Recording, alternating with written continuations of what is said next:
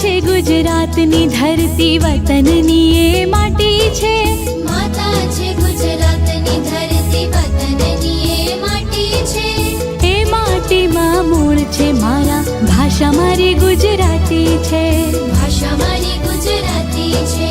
આપણે એને સાચવી જાણીએ, આપણને સાચવતીએ.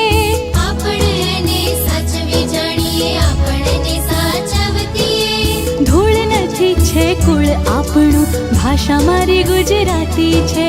ધૂળ નથી છે કુળ આપણું, ભાષા મારી ગુજરાતી